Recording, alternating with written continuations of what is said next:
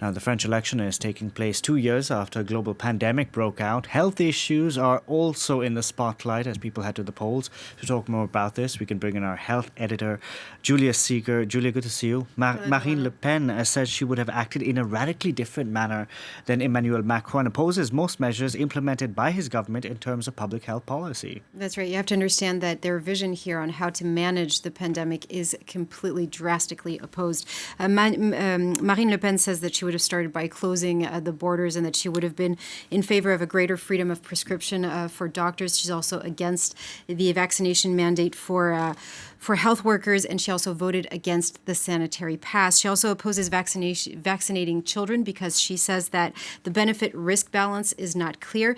And she has also talked about a form of blackmail by the French government, who told the French people that they had to put in place the sanitary pass. If not, they would have to reimpose a lockdown. And she says that that was a lie and just a way to force people to actually get vaccinated. Now, of course, on the other hand, Emmanuel Macron says that all of these measures were actually necessary. It's much easier to criticize when you're not in power, but all of these measures were indeed necessary to be able to really curb the pandemic. Now, one objective both candidates seems to agree on is this fight against so-called medical deserts. Yeah. That's right. It's an expression that we've been using here commonly in France to describe territories where inhabitants just don't have access, or there's a lack of access to general practitioners. It's a huge problem. There's actually a great focus report on our website about this topic, and I invite you to go watch it in more depth. But you have about 62% of people who live in rural areas who don't have access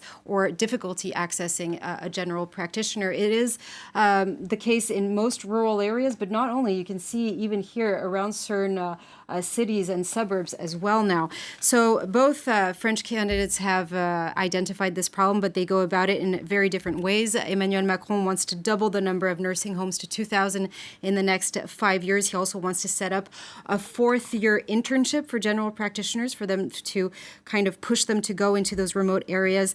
And he also wants to incite them with housing aid.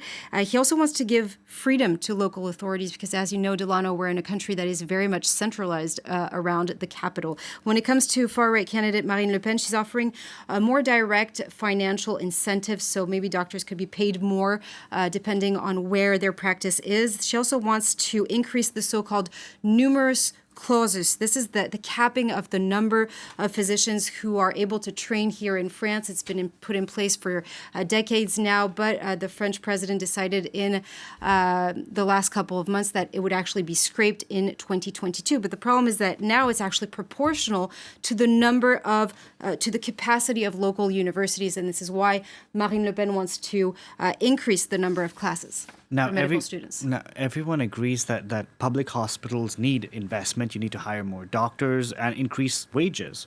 That's right. France's health system, Delano, has been really the envy of the world for many, many years. But in the last couple of years, there have been many cutbacks. France has been forced to shave 9 billion euros off the spending of hospitals since 2005. And that has led to the scrapping of beds, for instance, and a huge discontent when it comes to stagnant salaries.